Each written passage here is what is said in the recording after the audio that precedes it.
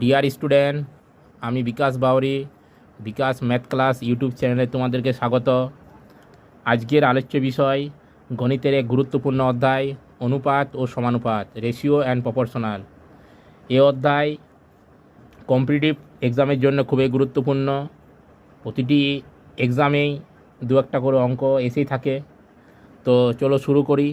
আজ আমরা এই চ্যাপ্টার যে কনসেপ্ট, সেই কনসেপ্ট একদম জিরো থেকে শুরু করব, যাতে না কোনো পরীক্ষার্থীর যারা কম্পিটিটিভের জন্য প্রিপারেশান নিচ্ছ যাতে না কোনো অসুবিধা হয়। আর যারা আমার এই চ্যানেলে প্রথম, তারা অবশ্যই চ্যানেলটি সাবস্ক্রাইব করো। তো চলো শুরু করি। অনুপাত। অনুপাত কি? অনুপাত বলতে আমরা কি বুঝি? না, অনুপাত বলতে যদি আমরা এক কথায় বলি যে দুটি বা তার বেশি সমজাতীয় রাশির যে তুলনা, সেটাই হলো অনুপাত। দুটি বা তার বেশি, দুই বা তার বেশি পদের বা রাশির, পদের বা রাশির কি সমজাতীয়, সমজাতীয় পদ বা রাশির, সমজাতীয় একই রকম হতে হবে, কিন্তু সমজাতীয় দুটি বা তার বেশি পদের যে তুলনা, তুলনা তাকে আমরা অনুপাত বলি। মানে ধরো সমজাতীয় বলতে কি বোঝায়? ধরো আমার কাছে 10 টাকা আছে, তোমার কাছেও 20 টাকা আছে, তাহলে আমার টাকা অনুপাত তোমার টাকা। অনুপাতকে, অনুপাতের চিহ্ন হচ্ছে এই যে দুটো, এই যে দুটো ফুটকলি, ডট ডট, দুটো ডট, এই যে অনুপাতকে আমরা এভাবে প্রকাশ করি। তাহলে দুটো সমজাতীয় রাশির যদি বলি এরকম যে এটা কি অনুপাতে প্রকাশ করা যাবে, আমি লিখছি। ধরো আমার কাছে 10টি কলম আছে, মানে 10টি কলম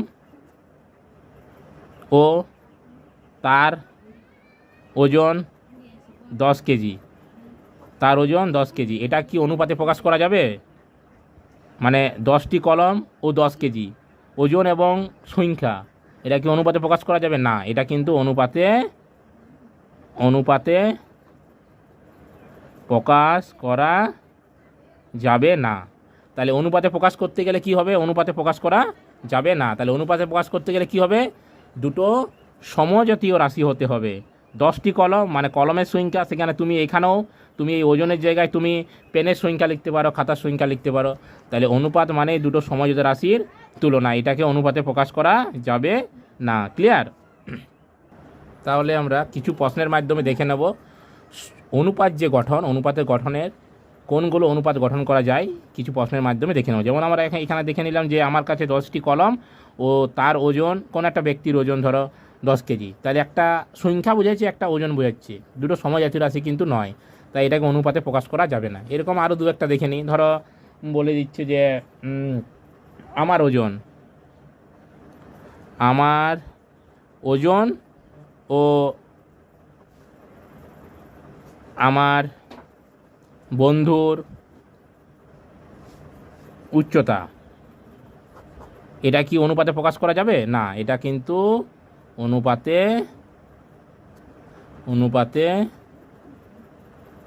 প্রকাশ করা যাবে না। ক্লিয়ার? এটাকে অনুপাতে প্রকাশ করা যাবে না। এরকম আর একটা দু একটা দেখে নিচ্ছি। ধরো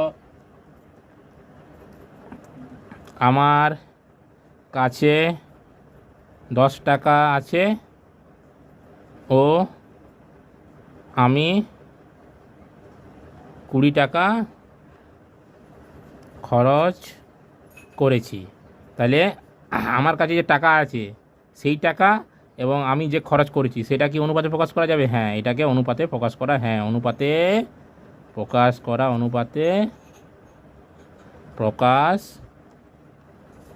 করা যাবে। ক্লিয়ার? তাহলে আমরা 3টা উদাহরণের মাধ্যমে দেখে নিলাম, মোটামুটি একটা ধারণা ক্লিয়ার করে নিলাম যে অনুপাতে কীভাবে অনুপাতে প্রকাশ করতে পারি। এই যে কথাটা আমি বলেছিলাম সমজাতীয় রাশির তুলনা, তাহলে এটা অনুপাতে প্রকাশ করতে গেলে কী হতে হবে? সবসময় সমজাতীয় রাশির তুলনাতে সমজাতীয় রাশি হতে হবে। একটা সংখ্যা বোঝাচ্ছে, একটা ওজন বোঝাচ্ছে, তুলনা করা যাবে না, সমজাতীয় রাশি নয়, তাহলে এটাকে অনুপাতে প্রকাশ করা যাবে না। কিন্তু এখানে দেখো আমার কাছে 10 টাকা আছে, আমার কাছে 20 টাকা আমি খরচ করেছি, তাহলে দুটোই টাকা, তাহলে এটা কিন্তু অনুপাতে প্রকাশ করা যাবে। এখানে আমি কি বলছি? আমার ওজন আর আমার বন্ধুর উচ্চতা, একটা ওজন একটা উচ্চতা বোঝাচ্ছে, এটাও কিন্তু অনুপাতে প্রকাশ করা যাবে না। তাহলে অনুপাতে প্রকাশ করতে গেলে প্রথমে যেটা হতে হবে সেটা হচ্ছে সমজাত রাশি হতে হবে, সমজাতীয় রাশি হতে হবে একই রকম। ক্লিয়ার? তাহলে অনুপাতকে আমরা সবসময় সমজাতীয় রাশি হতে হবে, এবং অনুপাতকে ধরো একটা কোনো সংখ্যা, দুটো সংখ্যা লিখলাম, মানে সমজাতীয় রাশি দুটো সংখ্যা লিখলাম, সমজাতীয় রাশি, সমজাতীয়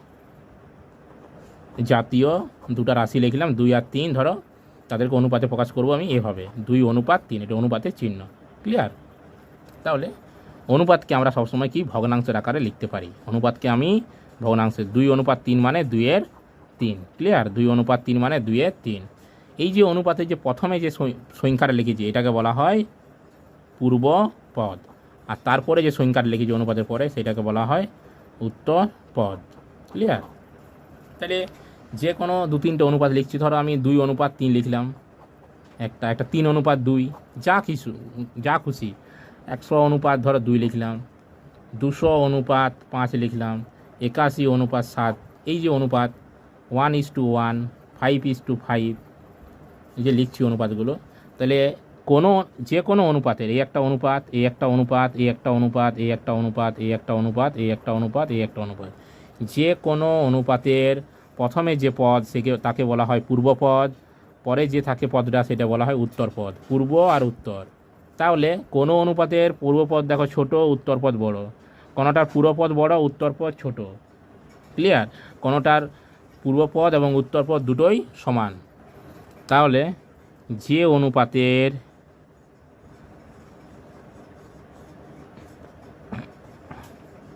পূর্বপদ বড়, উত্তরপদ ছোট, তাকে মানে সেই অনুপাতটাকে আমি কি বলবো? গুরু অনুপাত বলবো। ক্লিয়ার? পূর্বপদ গ্রেটার দেন উত্তর পদ, মানে পূর্বপদটা বড়, উত্তরপদটা ছোট। ক্লিয়ার? তাহলে একটা যদি উদাহরণ দিই, যদি বলে এই 2:2 এখানে পূর্বপদ 2 যদি হয়, আর অনুপাতটাকে যদি পুরো অনুপাতটাকে যদি আমার গুরু অনুপাত লিখতে হয়, গুরু অনুপাত হয়, তবে উত্তরপদ কত হবে? উত্তরপদ সবসময় 2-এর থেকে ছোট হবে। মানে 2-এর থেকে ছোট মানে কত? 1। 2-এর থেকে ছোট যে সংখ্যাটা সেটা 1। তাহলে গুরু অনুপাত তাকে বলবো যে অনুপাতের পূর্বপদ বড়, উত্তরপদ ছোট, তাকে আমরা গুরু অনুপাত বলবো। এই গুরু অনুপাতটাকে আমি একবারে ক্লিয়ার করে নিই কনসেপ্টটা। তাহলে গুরু অনুপাতে আমি কী পাচ্ছি? পূর্বপদ বড়, উত্তরপদ ছোট। আমরা আগেই বলেছি যে অনুপাতকে আমি ভগ্নাংশের আকারে প্রকাশ করতে পারবো। ক্লিয়ার? অনুপাতকে আমি ভগ্নাংশের আকারে প্রকাশ করা যায়। তাহলে যদি আমি এই অনুপাতটাকে ভগ্নাংশের আকারে আর 2-একটা অনুপাত লিখি, ধরো 5:2, 81:7। ক্লিয়ার? ধরো 27:4। মানে যে কোনো অনুপাতের প্রথমেরটা বড়, তারপরটা ছোট। প্রথম মানে পূর্বপদ বড়, উত্তরপদ ছোট, সেটাই হলো গুরু অনুপাত। তাহলে অনুপাতকে আমি আবার ভগ্নাংশের আকারে লিখতে পারি। তাহলে যে কোনো একটা অনুপাত নিচ্ছি, ধরো 2/5, তাহলে 5:2:5, মানে একে আমি 2/5 আকারে লিখতে পারি। অনুপাতকে আমি ভগ্নাংশের আকারে লিখতে পারি। যদি বলে আমার 2:5 ও 2:5 ও 5/2 এদের মধ্যে কি পার্থক্য? পার্থক্য কি? এদের মধ্যে কিছু পার্থক্য নেই, মান কিন্তু একই। এদের শুধু পার্থক্য কি? প্রকাশভঙ্গির তফাৎ। প্রকাশভঙ্গির তফাৎ মানে কি? তফাৎ মানে হলো পার্থক্য। ক্লিয়ার?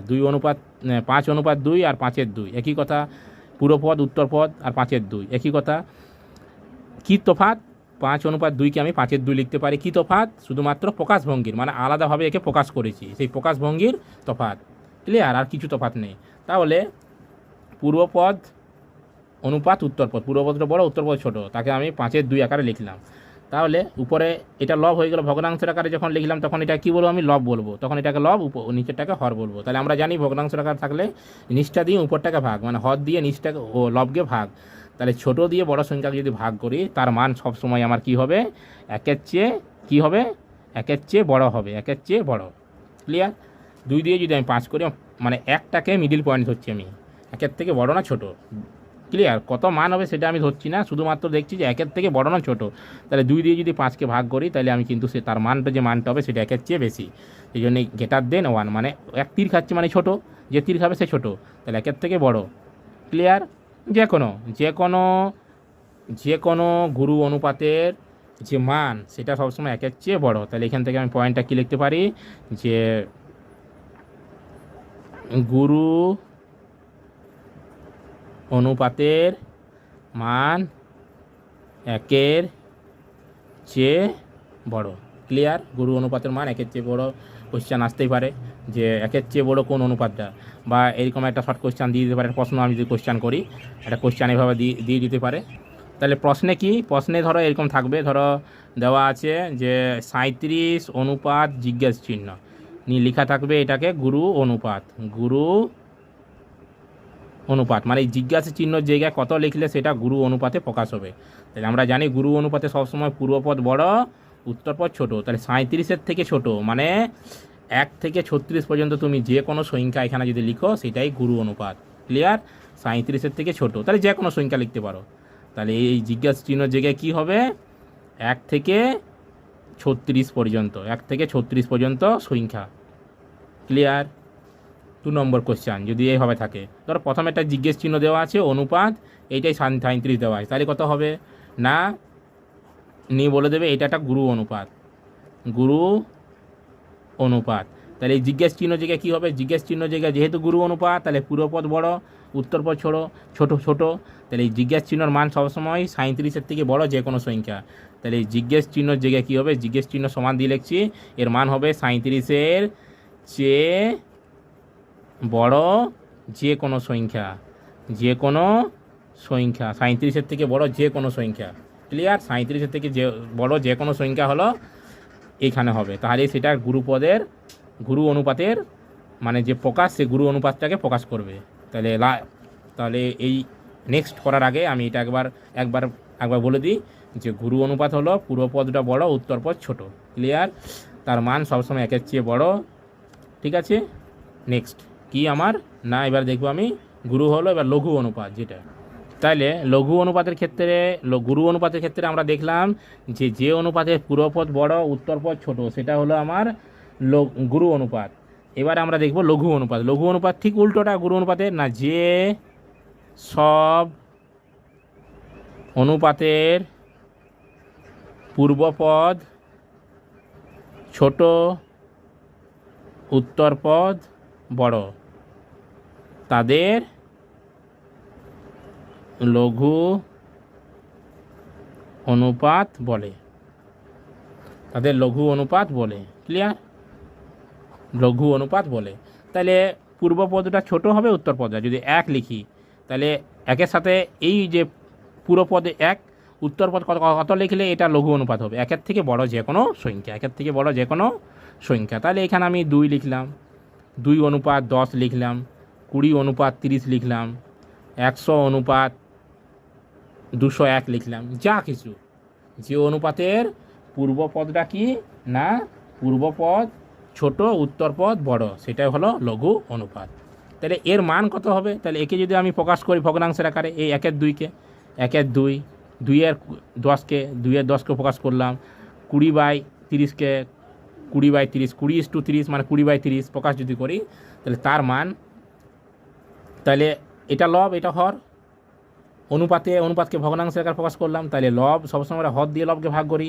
তাহলে 2 দিয়ে বড় দিয়ে যদি ছোটোকে ভাগ করি, মানে 1 টাকা পয়সা আছে, এটা 1 টাকা ভাবো, এটা দুজন ভাবো, তাহলে 2 জন লোক আছে, 1 টাকা পয়সা আছে, কত করে পাবো, 1-এর থেকে কম না বেশি, 1-এর থেকে কম। 2 টাকা পয়সা 10 জনা আছে, 1-এর থেকে কম না বেশি, 1-এর থেকে কম। তাহলে এর মান সবসময় হবে, লঘু অনুপাতের মান সবসময় 1-এর 2 লেস দেন 1, মানে 1-এর থেকে ছোট, 1-এর থেকে 2-এর 10 লেস দেন 1, মানে তীর খাচ্ছে এই ছোটো। ক্লিয়ার? তাহলে আমি এখানে কী লিখব, যে লঘু অনুপাতের মান 1-এর চেয়ে ছোট হয়। ক্লিয়ার? 1-এর চেয়ে ছোট হয়। এর ক্ষেত্রেও 2টো অঙ্ক করে নিয়ে আমি 2টো প্রশ্ন যদি দিয়ে দেয়, ধরো এমনি দিয়ে দিচ্ছে যে 37 অনুপাত জিজ্ঞেস চিহ্ন নিয়ে বলবে এই জিজ্ঞেস চিহ্নের জায়গায় কত লিখলে সেটা লঘু অনুপাত হবে। তাই লঘু অনুপাতের শর্ত কি, পূর্বপদ বড়, ছোট, উত্তরপদ বড়। তাহলে এর থেকে বড় যে কোনো সংখ্যা হবে, এর থেকে বড় যে কোনো সংখ্যা হবে লঘু অনুপাত। তাহলে জিজ্ঞেস চিহ্ন জায়গায় কী লিখব, 37-এর চেয়ে কি বড় যে কোনো সংখ্যা। ক্লিয়ার? 37-এর চেয়ে বড় যে কোনো সংখ্যা, মানে তুমি সংখ্যার বসাবে, আমি এখানে জাস্ট তোমাদেরকে সাধারণ যে কথা সেই কথার আকারে বুঝিয়ে দিলাম। 2 নম্বর যদি বলে ধরো প্রথমে একটা জিজ্ঞেস চিহ্ন অনুপাত, তারপর একটা 37 থাকে, তাহলে এর ক্ষেত্রে এই জিজ্ঞেস চিহ্ন জায়গায় কী উত্তর হবে? এই জিজ্ঞেস চিহ্ন জায়গায় উত্তর হবে যেহেতু অনুপাতটা কি, যেহেতু অনুপাতটা লঘু অনুপাত, যেহেতু অনুপাতটা লঘু অনুপাত, তাহলে লঘু অনুপাতের ক্ষেত্রে আমরা কি জানি? পূর্বপদ ছোট, উত্তরপদ বড়। তাহলে পূর্বপদ ছোট মানে এর থেকে কার থেকে ছোট? উত্তরপদের থেকে ছোট। তাহলে এই জিজ্ঞেস চিহ্নর মান কী হবে? 37-এর চেয়ে ছোট যে কোনো সংখ্যা। ক্লিয়ার? এখানে আমি 37 দিয়ে দেখালাম, এখানে যে 37 হবে এমন কোনো মানে না। সব সময় লঘু অনুপাত মানে পূর্বপদটা ছোট, উত্তরপদটা তার থেকে বড়। ক্লিয়ার? আর গুরু অনুপাতের ক্ষেত্রে পূর্বপদটা বড়, উত্তরপদটা ছোট। ক্লিয়ার? তাহলে এবারে আমাদের নেক্সট যে টার্ম সেটা হচ্ছে ব্যস্ত অনুপাত। ব্যস্ত অনুপাত কি? কিছুই না, ব্যস্ত মানেই বিপরীত অনুপাত। বিপরীত অনুপাত কি এটা? না, যে কোনো অনুপাতের ব্যস্ত অনুপাত কি হবে? যে কোনো অনুপাতের ব্যস্ত অনুপাত হবে প্রথমে যে অনুপাতটা দেওয়া থাকবে তার যে পূর্বপদ আর উত্তরপদ আছে সেটা ঠিক চেঞ্জ হয়ে যাবে। মানে আমি উদাহরণ দিয়ে আগে বলি, তারপর তাহলে বুঝে। 2:3, 2:3 এটা একটা অনুপাত, এর ব্যস্ত অনুপাত, এর ব্যস্ত অনুপাত কি হবে? 3:2। মানে পূর্বপদটা উত্তরপদের জায়গায় চলে আসবে আর উত্তরপদটা পূর্বপদের জায়গায় চলে আসবে, শুধুমাত্র সংখ্যাটা চেঞ্জ হবে। এটাও একটা অনুপাত, ইয়ার এটা পূর্ব এটা উত্তর। যে কোনো অনুপাতে, সেটা ব্যস্ত অনুপাতে হোক বা আমার সাধারণ অনুপাতে হোক, লঘু অনুপাতে হোক, যে কোনো অনুপাতের প্রথমে একটা পূর্বপদ তারপর উত্তরপদ। ক্লিয়ার? এর ব্যস্ত অনুপাত কি হয়ে যাবে? এর জায়গায় এটা আসবে, এর জায়গায় এটা আসবে। এটাই কিন্তু পূর্বপদ, এই অনুপাতেরও এটা পূর্বপদ। এমন না যে পূর্বপদের দিকে অনুপাতটা চেঞ্জ হয়ে গেল, এমন না। মানে অনুপাতের বলতে যে চাইছি যে অনুপাতের প্রথম পদটাকে পূর্বপদ বলি, পূর্বপদটা আমার চলে গেল এইটা পূর্বপদ বলবো, এমন না। যেটা পূর্বপদ এটাও এই অনুপাতের ক্ষেত্রে পূর্বপদ, আর এটা উত্তরপদ। কি? এই যে সংখ্যাগুলো চেঞ্জ হয়ে যাচ্ছে। 2:3 এর ব্যস্ত অনুপাত 3:2। ক্লিয়ার? এটা যেটা পূর্বপদের জায়গায় চলে যাবে, এর এটা উত্তরপদের জায়গায় চলে যাবে। ক্লিয়ার? 2:3 এর ব্যস্ত অনুপাত 3:2। তাইলে যদি আমি একটা সাধারণ ইসের মাধ্যমে দিই, এ অনুপাত বি, এর ব্যস্ত অনুপাত কি হবে? B/A। ক্লিয়ার? B/A। এরপর আমার কি আছে? মিশ্র অনুপাত বা যৌগিক অনুপাত। মিশ্র মানে মিশ্রণ করব, মিক্স করব। মিশ্র অনুপাত, মিশ্র অনুপাত বা যৌগিক অনুপাত। না, কিছুগুলো অনুপাত ধরো একটা 2:3, একটা 3:, ধরো 4, একটা 10:5, এরকম অনেকগুলো অনুপাতকে যখন আমি মিশ্র অনুপাত করব তখন তার কি করব? কি করে মিশ্র অনুপাত হবে? না, পূর্বপদগুলোর গুণফল অনুপাত উত্তরপদগুলোর গুণফল। কতকগুলো অনুপাতের মিশ্র অনুপাত আমি তাকেই বলবো যখন অনুপাতগুলো পূর্বপদগুলোর অনুপাত গুণফল অনুপাত উত্তরপদগুলোর গুণফল। মানে এই তিনটা অনুপাতের মিশ্র অনুপাত কি হবে? এদের পূর্বপদগুলোর গুণ করব, 2x3x10 অনুপাত দিলাম, অনুপাত দিয়ে উত্তরপদগুলোর গুণফল 3x4x5। ক্লিয়ার? একটা 3-4টে অনুপাতের মিশ্র অনুপাত কি হবে? পূর্বপদগুলোর গুণফল অনুপাত উত্তরপদগুলোর গুণফল। এটা হলো মিশ্র অনুপাত। তার মানে যদি আমি চলরাশির মাধ্যমে বুঝাই, A অনুপাত B, C অনুপাত D, আর A অনুপাত B, আর C অনুপাত D, আর E অনুপাত যদি F, তিনটে অনুপাত হয় তাহলে তাদের মিশ্র অনুপাত কি হবে? পূর্বপদগুলোর গুণফল। তাহলে ACE অনুপাত BDF। কিছুই না, কি করবে? পূর্বপদগুলোর গুণফল অনুপাত উত্তরপদগুলোর গুণফল। এটাই হলো মিশ্র অনুপাত বা যৌগিক অনুপাত। এরপর আমার যে 5 নম্বর যে টার্মটা সেটা হচ্ছে সমানুপাত। না, আমার 4টা পদ ABCD, এই 4টা পদ নিয়ে আমার সমানুপাত তখনই তৈরি হবে যখন প্রথম আর দ্বিতীয় পদের অনুপাত তৃতীয় আর চতুর্থ পদের অনুপাতের সাথে কি হবে? সমান হবে। আমার A:B সমানে C:D যখন হবে তখনই আমি এই চারটা পদকে আমি কি বলবো, সমানুপাতি পদ বলবো, সমানুপাতি পদ বলবো। এরা সমানুপাতি মানে সমানুপাতের এক একটা পদ, সেই জন্য এটাকে বলা হয় সমানুপাতি পদ। আর সমানুপাতি পদ নিয়ে যখনই তারা সমানুপাত গঠন করবে তখন কীভাবে গঠন করবে, যখন প্রথম আর দ্বিতীয় পদের অনুপাতটা মান তৃতীয় আর চতুর্থ পদের অনুপাতের সাথে সমান হবে। ক্লিয়ার? চারটে সমানুপাতি পদ সমানুপাত গঠন করবে যদি A অনুপাত B সমানে C অনুপাত D হয়। অর্থাৎ একে আমি এভাবেও লিখতে পারি, তাহলে অনুপাতকে আমি ভগ্নাংশের আকারে লিখতে পারি, তাহলে A/B সমানে C/D। তাহলে একটা পদ, একটা ফর্মুলা, এটা একটা ফর্মুলা, এটা একটা ফর্মুলা। ক্লিয়ার? চারটে পদ সমানুপাত হবে যদি প্রথম আর দ্বিতীয়র অনুপাতটা তৃতীয় আর চতুর্থ অনুপাতের সাথে সমান হয়, একটা ফর্মুলা। বা প্রথম, তাহলে এই অনুপাতটাকে আমি এভাবে অনুপাতকে আমরা ভগ্নাংশের আকারে লিখতে পারি, তাহলে A অনুপাত B সমানে A/B সমানে C/D। তাহলে তাহলে আড়াআড়ি গুণ, এর সাথে গুণ, তাহলে AD সমানে BC। A মানে কি প্রথম, আর D মানে কি চতুর্থ, B মানে কি দ্বিতীয়, C মানে কি তৃতীয়। তাহলে আমি কি বলতে পারি যে ABCD চারটে সমানুপাত যদি হয় তাহলে কি হবে না, প্রান্ত পদ দুটির গুণফল, প্রান্ত বা প্রথম গুণিত চতুর্থ পদ সমানে দ্বিতীয় গুণিত তৃতীয় পদ। ক্লিয়ার? প্রথম গুণিত চতুর্থ পদ সমানে দ্বিতীয় গুণিত তৃতীয় পদ। বা এই কথাটাকে আমি কিন্তু আরেকভাবে বলতে পারি, প্রান্ত মানে শেষ, তাহলে প্রান্ত পদ দুটির গুণফল সমানে মধ্য পদ দুটির গুণফল। ক্লিয়ার? প্রান্ত পদ দুটার গুণফল সমানে মধ্য পদ দুটির গুণফল। ক্লিয়ার? তাহলে চারটি পদ সমানুপাত হবে যদি মধ্য পদ দুটার গুণফল সমানে প্রান্ত পদ দুটার গুণফল হয়। ক্লিয়ার? বা প্রথম আর দ্বিতীয়র অনুপাত সমানে তৃতীয় আর চতুর্থ পদের অনুপাতের সাথে সমান হয়, তাহলে পদ চারটি সমানুপাত হবে। না আমার কি এবার আছে, এবারে আমার ক্রমিক সমানুপাত। ক্রমিক মানে কি, ক্রমিক মানে পরপর। তাহলে কয়েকটা সমানুপাত থাকবে, কয়েকটা সমানুপাতি পদ থাকবে, কয়েকটা সমানুপাতি পদ থাকবে, তারা ক্রমিক কিনা সেটা কি করে বুঝবো? ধরো ABC তিনটে পদ দেওয়া আছে বা চারটে পদ দেওয়া আছে, ABC আর D। এই পদগুলো আমার ক্রমিক সমানুপাতি কিনা কি করে বুঝবো? না, ক্রমিক সমানুপাতি পদ কি সমানুপাত। তাহলে সমানুপাতের কি শর্তটা ছিল? আমার সমানুপাতের শর্ত ছিল যেহেতু তিনটে পদ যদি হয় তাহলে তার থেকে আমার সমানুপাতে কি শর্ত কি, A অনুপাত B চারটে করতে হবে পদ, তাহলে এর সাথে প্রথমে বিটা অনুপাত হবে একটা, আর বি এর সাথে সিটা, বি অনুপাত সি। তাহলে তিনটে যদি পদ থাকে তাদেরকে ক্রমিক সমানুপাত বলবো। তিনটে যদি পদ থাকে তার ক্রমিক সমানুপাত বলবো A অনুপাত B সমানে B অনুপাত C। তাহলে বা A/B সমানে B/C, তাহলে এটার সাথে গুণ, এর সাথে গুণ, তাহলে B² সমানে AC। ক্লিয়ার?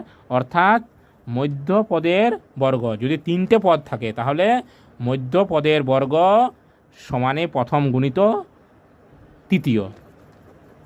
তিনটি পদ নিয়ে গঠিত ক্রমিক মানে পরপর সমানুপাতের ক্ষেত্রে কি হচ্ছে কি না, মধ্য পদের কি বর্গ সমানে প্রথম গুণিত তৃতীয় পদ। ক্লিয়ার? ক্রমিক সমানুপাত মানে যদি একে যদি অনুপাতের আকারে প্রকাশ করো তুমি, তাহলে কেমন করে করবে? প্রথম অনুপাত দ্বিতীয় সমানে দ্বিতীয় অনুপাত তৃতীয়। বা যদি তুমি একে এইভাবে করো যে প্রথম বাই দ্বিতীয় ভগ্নাংশের আকারে, তাহলে প্রথম বাই দ্বিতীয় সমানে দ্বিতীয় বাই তৃতীয়, সেটাকে যদি আমি সমাধানের আকারে প্রকাশ করি এটা, তাহলে কি হচ্ছে আমার সমীকরণের আকারে প্রকাশ করি, তাহলে কেমন হচ্ছে আমার দ্বিতীয় পদের মানে মধ্য পদের যে বর্গ সমানে প্রথম গুণিত তৃতীয় পদ। আর চারটে পদ নিয়ে তো আমরা দেখলাম, চারটে পদ নিয়ে কি না, চারটে পদ যদি হয় তাহলে প্রথম অনুপাত দ্বিতীয় সমানে তৃতীয় অনুপাত চতুর্থ। এটাকে যদি আমি ভগ্নাংশের আকারে লিখি তাহলে প্রথম বাই দ্বিতীয় সমানে তৃতীয় বাই চতুর্থ। ক্লিয়ার?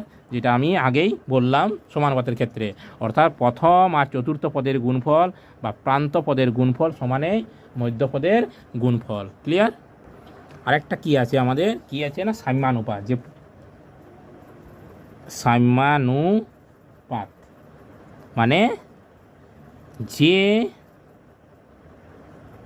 অনুপাতের পূর্বপদ ও উত্তরপদ সমান। পূর্বপদ আর উত্তরপদ যদি সমান হয় তাহলে তাদের লঘিষ্ঠ রূপ সমান, অর্থাৎ অনুপাতের, একদম কমপ্লিট কথাটা আমি লিখে দিচ্ছি, লঘিষ্ঠ রূপ 1:1 হবে। এটা কি লঘিষ্ঠ রূপ মানে কি? সবচেয়ে ছোট রূপ। ধরো একটা কোনো অনুপাতে লিখলাম 5:5, কোনো একটা অনুপাতে পূর্বপদ আর উত্তরপদ যদি সমান হয়, যদি সমান পূর্বপদ উত্তরপদ সমান, অর্থাৎ অনুপাতের লঘিষ্ঠ রূপ। তাহলে অনুপাতের লঘিষ্ঠ মানে কি? যদি একে ভগ্নাংশের আকার প্রকাশ করি তাহলে 5/5, কাটাকুটি যদি যায় তাহলে 1/1, মানে 1:1। তাহলে যে কোনো সামান্যপাতের লঘিষ্ঠ রূপ সবসময় 1:1 হবে। ক্লিয়ার? 1:1 হবে। তখন সেই অনুপাতগুলোকে আমার কি সামান্যপাত বলা হয়। যার পূর্বপদ এবং উত্তরপদ সমান তাকে সাম্যানুপাত বলা হয়। ক্লিয়ার? এরপর যেটা আছে সেটা হলো দুটি অনুপাত, ধরো অনুপাতটা বলেনি, সংখ্যাগুলো বলেনি। ক্লিয়ার? কি বলা আছে? দুটা সংখ্যা নিয়ে যে অনুপাতটা হয়েছে সে অনুপাত বলা নেই, সংখ্যা দুটোর যোগফল বলে দিয়েছে। সংখ্যা দুটির যোগফল, ধরো যোগফল x আর বিয়োগফল y। ক্লিয়ার? দুটি সংখ্যার যোগফল x বিয়োগফল y। তাহলে সংখ্যা দুটার অনুপাত কি হবে? সংখ্যা দুটির অনুপাত কি হবে? যদি যোগফল বিয়োগফল দেওয়া থাকে, মানে যোগ করে এটা হয়েছে বিয়োগ করে এটা হয়েছে, তাহলে সংখ্যা দুটার অনুপাত কত হবে? তুমি কি করবে না, একবার যোগফল বিয়োগফলটাকে যোগ করবে, সেটাকে পূর্বপদে লিখবে, যোগফল প্লাস বিয়োগফল সেটাকে পূর্বপদে, অনুপাত যোগফল আর বিয়োগফলকে বিয়োগ করবে, মানে সংখ্যা দুটোকে যোগফলের মান আর বিয়োগফলের মানটাকে বিয়োগ করে সেটাকে উত্তরপদে লিখবে। ধরো এরকম দেওয়া আছে, উদাহরণ দিয়ে আমি কোশ্চেনটা লিখছি, এক্সাম্পল যদি আমি দিই, ধরো দুটি সংখ্যার যোগফল ধরো 5 আর বিয়োগফল ধরো আমার কত, তোমার 2, বিয়োগফলটা আমার 2, তাহলে সংখ্যা দুটো অনুপাত কত? তাহলে সংখ্যা দুটো অনুপাত কত হবে?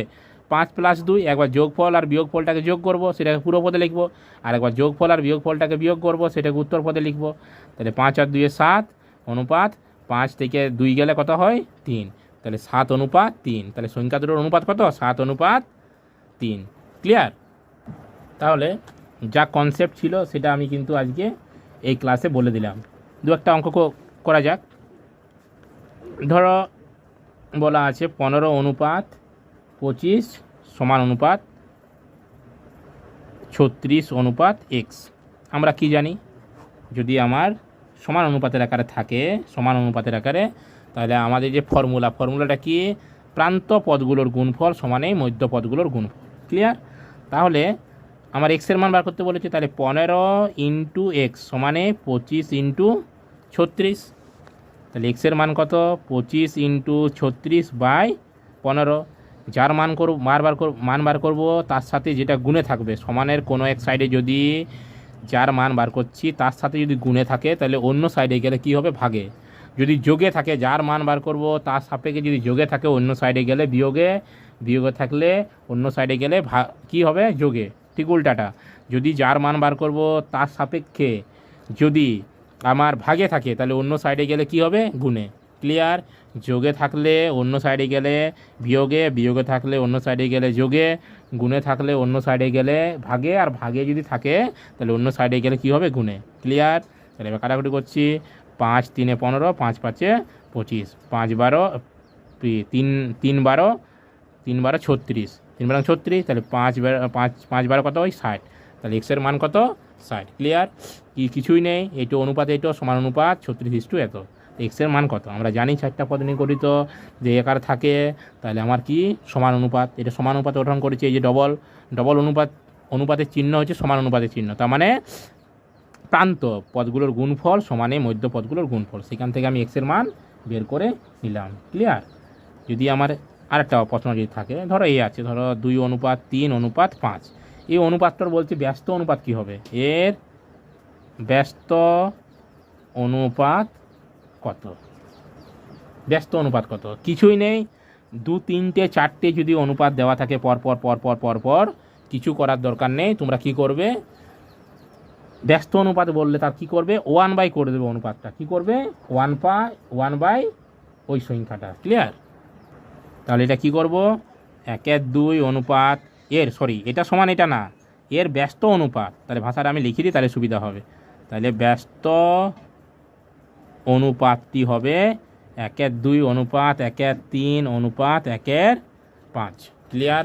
অনুপাতকে আমরা ভগ্নাংশের আকারে রাখবো না। তাহলে ভগ্নাংশের আকারে যদি না রাখা হয়, তাহলে ভগ্নাংশ থেকে আমি কি করে যে সরল যে অনুপাতটা, অনুপাতটা, তাহলে ভগ্নাংশের আকারে আমি অনুপাতটা রাখবো না, সাধারণভাবে যে অনুপাত থাকে সে আকারে করবো। তাহলে কী করতে হয়, যদি ভগ্নাংশের আকারে থাকে অনুপাত, তাহলে ভগ্নাংশের যে হরগুলো তাদেরকে লসাগু করব।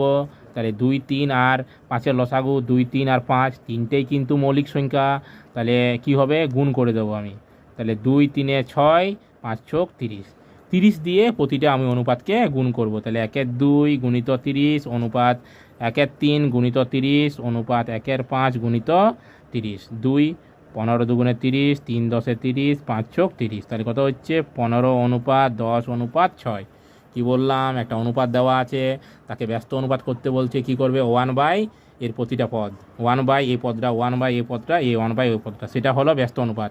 এবার সেটাকে আমি ব্যস্ত অনুপাতটাকে আমি কী করছি, সাধারণ আকারে যে অনুপাত ভগ্নাংশের আকারে চলে এসছে, তাহলে ভগ্নাংশের আকারে আমি রাখবো না। তার জন্য কী করবো, ভগ্নাংশের যে হরগুলো আছে তার লসাগু করব। লসাগু করার পর যে লসাগুর মানটা বেরোলো, সেই লসাগুর মানটা দিয়ে প্রতিটা ভগ্নাংশে গুণ করব। তাহলে গুণ করলাম, তাহলে 15 অনুপাত 10 অনুপাত 6। ক্লিয়ার? আজ এই অবধি। নেক্সট ক্লাস পরের দিন, সেদিন আমরা অনুপাতের যে কী ধরনের সমস্যা থাকে, কী ধরনের প্রবলেম থাকতে পারে, কী ধরনের প্রশ্ন আসে, সেই প্রশ্নগুলো কিন্তু আমরা বিভিন্ন ধরনের প্রশ্ন, বিভিন্ন কম্পিটিটিভ পরীক্ষায় যে আসা সেই প্রশ্ন বা আসতে পারে কী ধরনের প্রশ্ন, সেগুলো আলোচনা করব। থ্যাংক ইউ, ধন্যবাদ। ভিডিওটি যদি ভালো লাগে অবশ্যই লাইক করো, সাবস্ক্রাইব করো এবং পাশে থাকা বেল আইকনটি প্রেস করো, এবং যারা আমার এই চ্যানেলে প্রথমবার নতুন তারা অবশ্যই চ্যানেলটি সাবস্ক্রাইব করো। ধন্যবাদ।